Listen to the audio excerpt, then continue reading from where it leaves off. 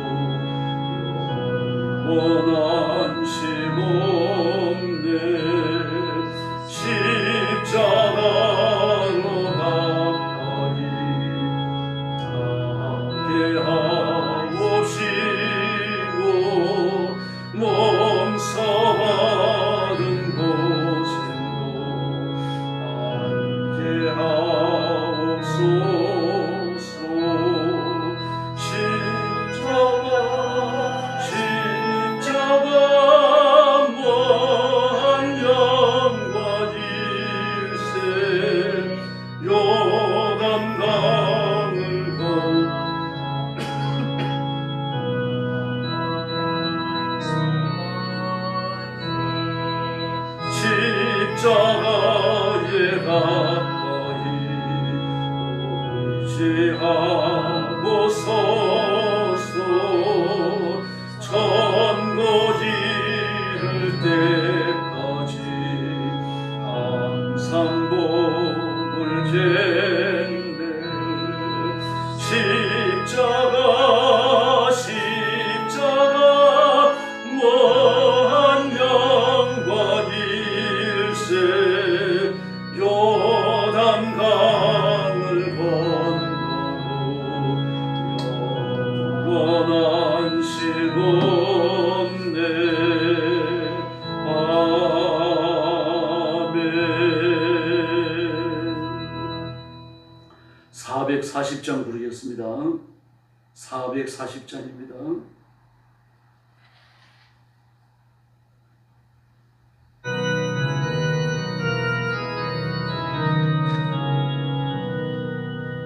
어디든지 예수 나를 이끌면 어디든지 예수 함께 가려네.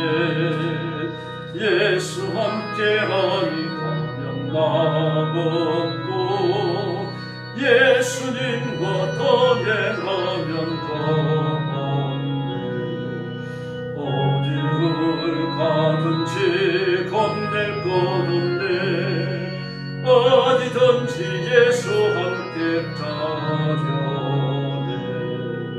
세상 친구 모두 나를 떠나도 주와 동행하며 외로움 없겠네. 하는 길이 위태하고 오래도 어디든지 예수 함께 가려. 가든지 겁낼 것 없네. 어디든지 예수 함께 가려네. 모든 것을 나를 두고 살 때 밟고 자려네 저의 창문을 속에 열어 예수 함께 길이 살리라 어디를 가든지 겁내거든네 어디든지 예수 함께 가려네 할렐루야. 신앙 고백하겠습니다. 나는 전능하신 아버지 하나님 천지의 창조주를 믿습니다. 나는 그의 유일하신 아들 우리 주 예수 그리스도를 믿습니다. 그는 성령으로 잉태되어 동정녀 마리아에게 선하시고 본디오 빌라도에게 고난을 받아 십자가에 못 박혀 죽으시고 장사된 지 사흘 만에 죽은 자 가운데서 다시 살아나셨으며 하늘에 오르시어 전능하신 아버지 하나님 우편에 앉아 계시다가 거기로부터 살아있는 자와 죽은 자를 심판하러 오십니다. 나는 성령을 믿으며 거룩한 공교회와 성도의 교제와 죄를 용서받는 것과 몸의 부활과 영생을 믿습니다. 아멘. 사랑의 아버지 감사합니다. 내 죄를 짊어지고 운명처럼 지옥 흉벌에 버려진 저희들을 부르셔서 그리스도의 보혈로 씻기시고 의인을 삼아주셨으니 진심으로 감사합니다. 육신을 가지고 이 땅에 살지만 하나님의 일을 하게 해주시고 하나님께 영광 돌리는 고귀한 직무를 감당하도록 복 주셨으니 감사합니다. 오늘 아침도 주 앞에 나와서 엎드려 경배와 찬양을 바칩니다. 머리 숙인 사랑하는 성도들, 영상으로 예배에 참여하는 성도들 다 기억하시고 하늘 문을 여시고 복의 복을 더하여 주시옵소서. 일생 동안 주님과 동행하며 육신의 장막을 벗어날 때 천국에서 쉬며 하나님께 상급받는 존귀한 성도들 되게 하여 주옵소서. 오늘도 고통받는 땅 중국과 전쟁터와 재난의 현장과 온 세상에서 복음 전하는 선교사님들, 사랑하는 종들, 신실한 성도들을 기억해 주시고 그 사역의 현장에 기적을 베풀어 주시기를 원합니다. 가정과 가족을 지켜주시기를 원합니다. 억압과 핍박과 학대를 이겨내도록 인내하는 믿음을 주시기를 원합니다. 필요한 물질과 필요한 인재들을 붙여주시고 선교의 열정을 통하여 영혼을 얻는 결실이 충만하게 하여 주시옵소서. 오늘 아침도 저희들이 말씀을 나눕니다. 성령께서 뜨겁게 역사해 주시기를 원하옵고 예수님의 이름으로 간절히 기도 올려옵나이다. 아멘.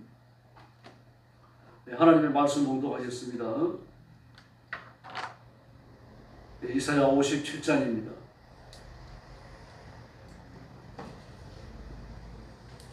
1절 말씀부터 제가 먼저 봉독합니다. 이사야 57장. 의인이 죽을지라도 마음에 두는 자가 없고 진실한 일이 거두어감을 당할지라도 깨닫는 자가 없도다. 의인들은 악한 자들 앞에 불리어 가도다. 그들은 평안에 들어간다니 바른 길로 가는 자들은 그들의 침상에서 편히 쉬리라. 무당의 자식, 간음자와 음녀의 자식들아, 너희는 가까이 오라. 너희가 누구를 희롱하느냐? 누구를 향하여 입을 크게 벌리며 혀를 내미느냐? 너희는 패역자의 자식, 거짓의 후손이 아니냐? 너희가 상수리 나무 사이 모든 푸른 나무 아래서 음력을 피우며 골짜기 가운데 바위 틈에서 자녀를 도살하는도다. 골짜기 가운데 매끄러운 돌들 중에 내 몫이 있으니 그것들이 곧 내가 제비 뽑아 얻은 것이라. 또한 내가 전제와 예물을 그것들에게 드리니 내가 어찌 위로를 받겠느냐? 내가 높고 높은 산 위에 내 침상을 베풀었고 내가 또 거기에서 올라가서 제사를 드렸으며 내가 또 내 기념표를 인가 문설주 뒤에 두었으며 내가 나를 떠나갔고 올라가서 내 침상을 베풀고 그들과 언약하며 또 내가 그들의 침상을 사용하여 그 벌거벗은 것을 보았으며 내가 기름 가져옴을 너에게 나아가되 향품을 나아갔으며 내가 또 사신을 먹는 곳을 그날로 수백까지 내려가게 하였으며 내가 길이 멀어서 피곤할지라도 헛되다 안하지 않으며 이미 살아났으므로 사안을 어찌지 아니하느니라. 내가 누구를 두려워하며 누구로 말미암아 놀랍게 거짓을 말하며 나를 생각하지 아니하며 이를 마음에 두지 아니하느냐. 내가 나를 경외하지 아니하는 내가 오랫동안 잠잠했기 때문이 아니냐.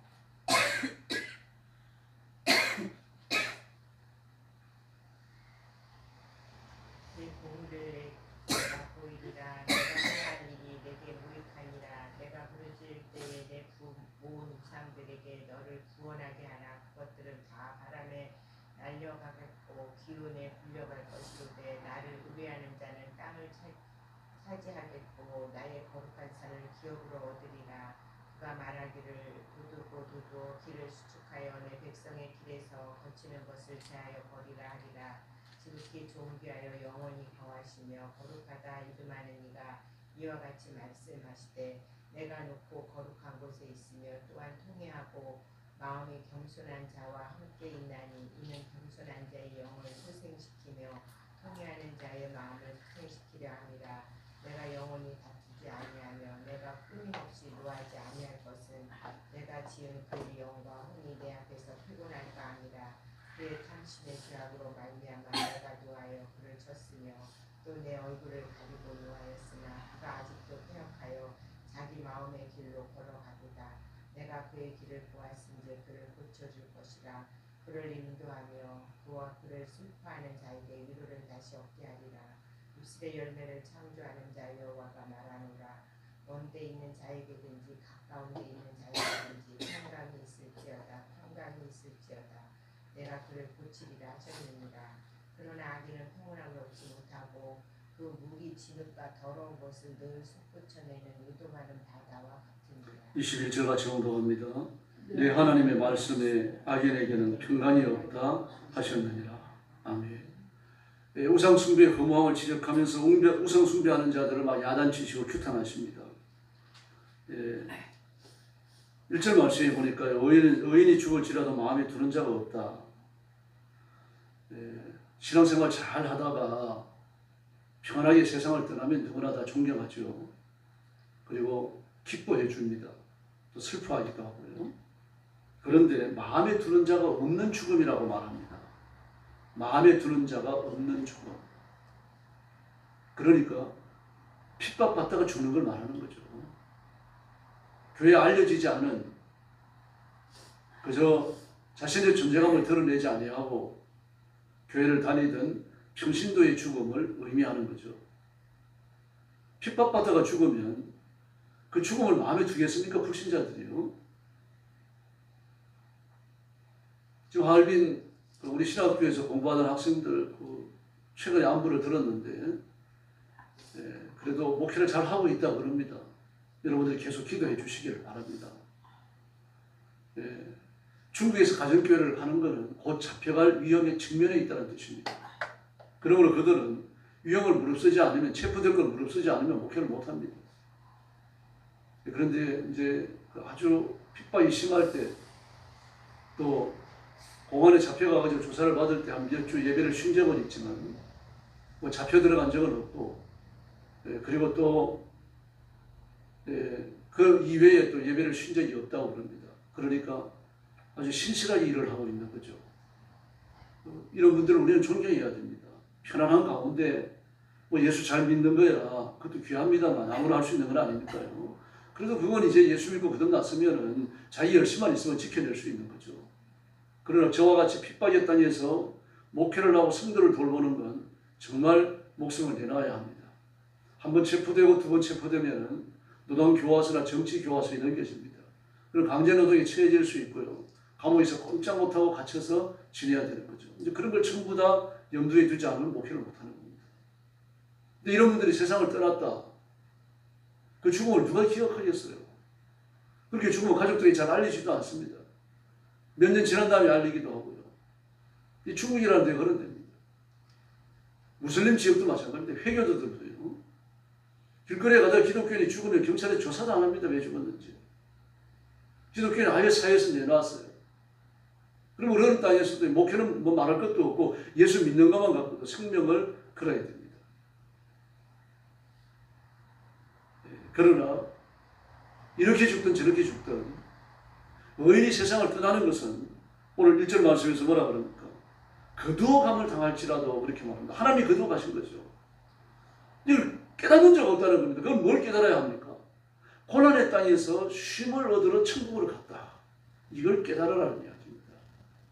이 땅에서 만금을 가지고 살더라도 피곤할 수밖에 없어요. 늙어가면 몸이 불편하고요.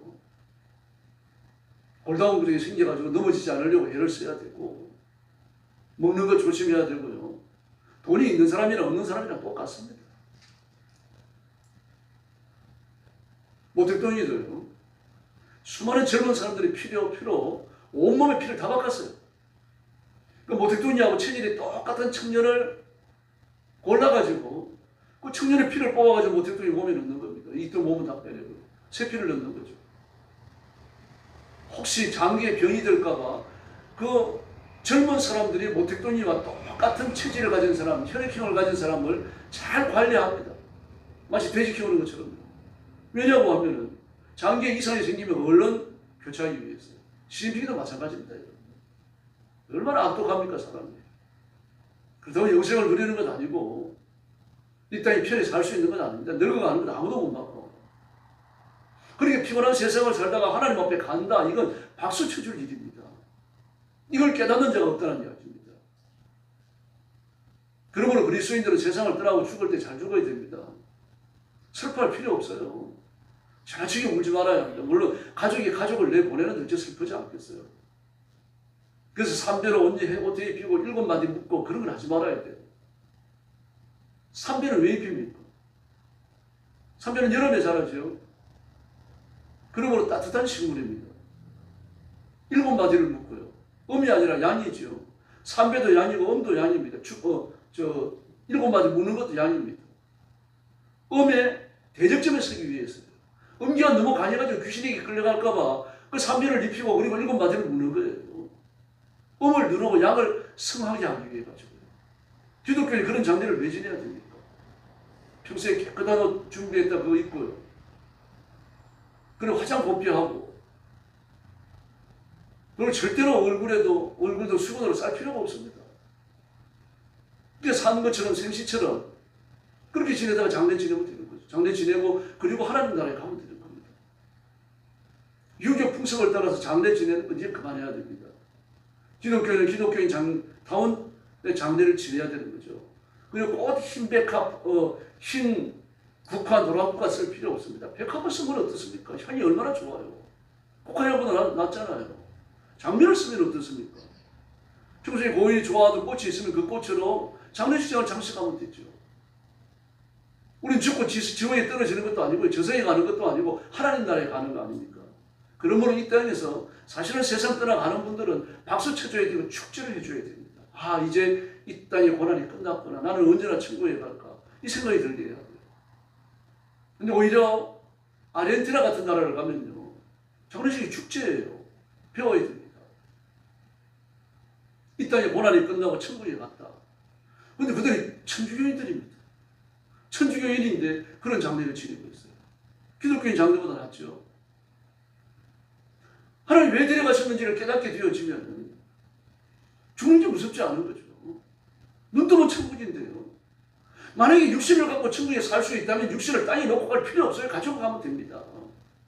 돈과 금은과 보석도 천국에 쓴다면 가지고 가면 돼요. 그럼 그 어떤 것도 지상에서 쓰는 건 천국에 못 가져가요. 이 땅에 있는 건 사람이 육신을 비롯해가지고 전부 불에 타서 다 없어집니다.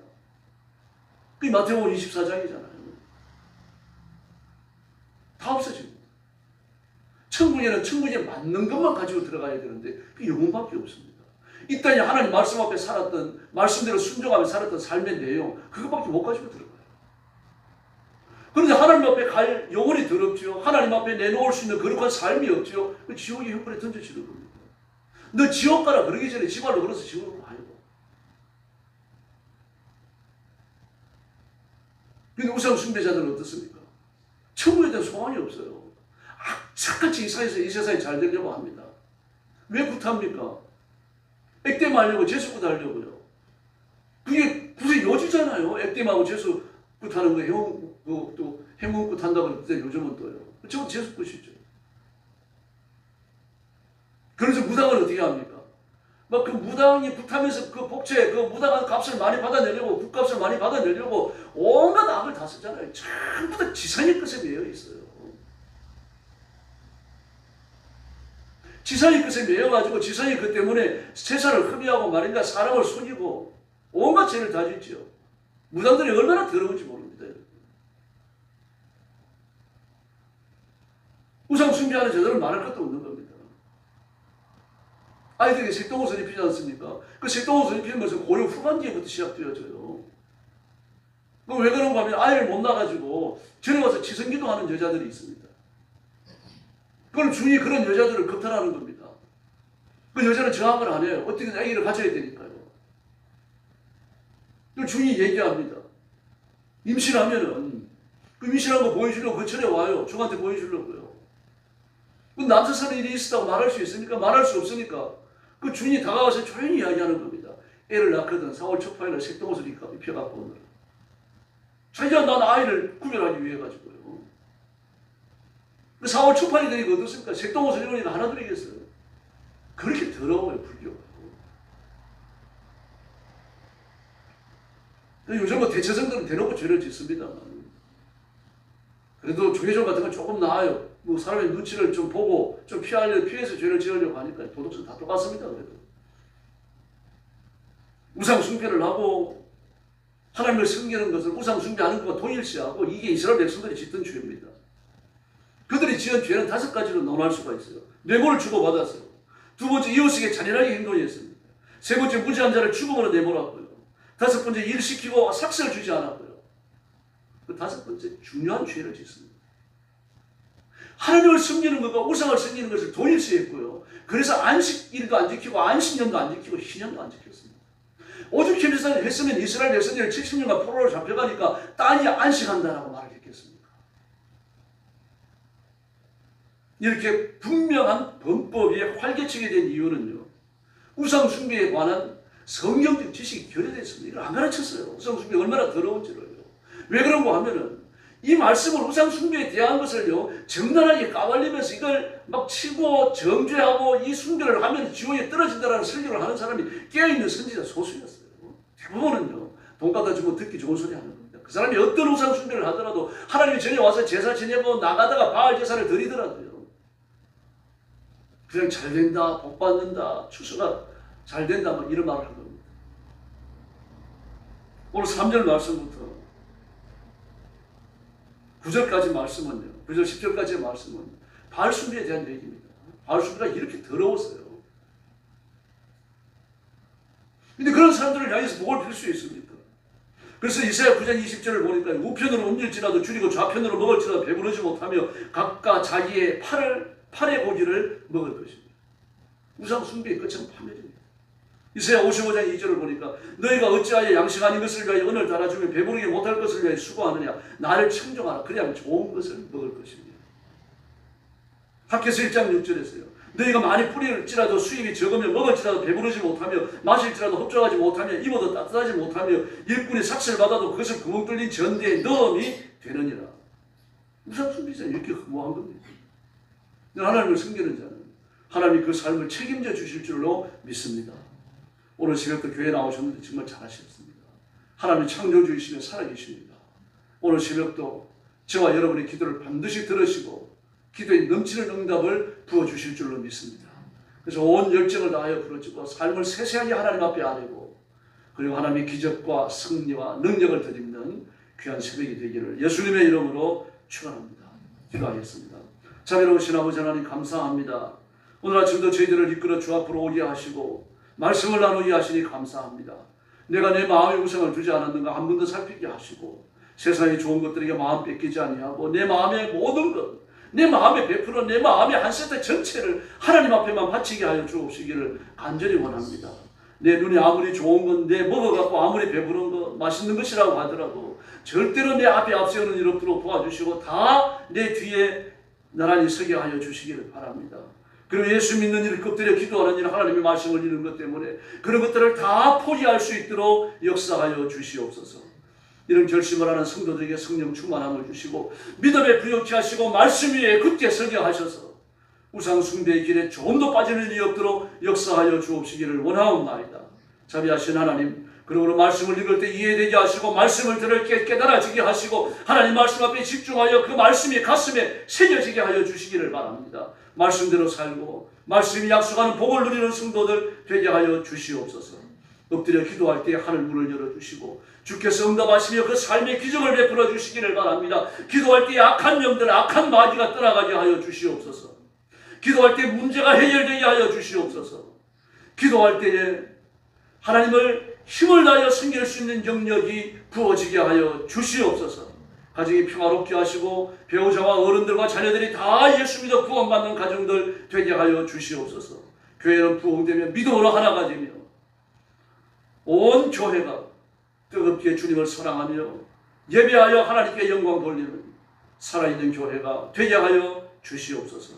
오늘도 기도의 새 능력을 부어주시기를 원하옵고 예수님의 이름으로 간절히 기도 올려옵나이다. 아멘. 주님 가르친 기도 드리겠습니다. 하늘에 계신 우리 아버지, 아버지의 이름을 거룩하게 하시며 아버지의 나라가 오게 하시며 아버지의 뜻이 하늘에서와 같이 땅에서도 이루어지게 하소서. 오늘 우리에게 일용할 양식을 주시고 우리가 우리에게 잘못한 사람을 용서하여 준 것 같이 우리 죄를 용서하여 주시고 우리를 시험에 빠지지 않게 하시고 악에서 구하소서. 나라와 권능과 영광이 영원히 아버지의 것입니다. 아멘. 합심해서 기도하겠습니다. 자비하신 아버지 하나님 은혜를 감사합니다. 오늘 시간도 저희들을 주 앞으로 인도해 주시고 엎드려 전능하신 하나님 창조주 아버지 하나님 앞에 기도하며 예배하며 영광 돌리게 하시니 감사합니다. 오늘 시간 기도하러 왔습니다. 아무도 빈 마음으로 가지 마시고 사실은 하나님을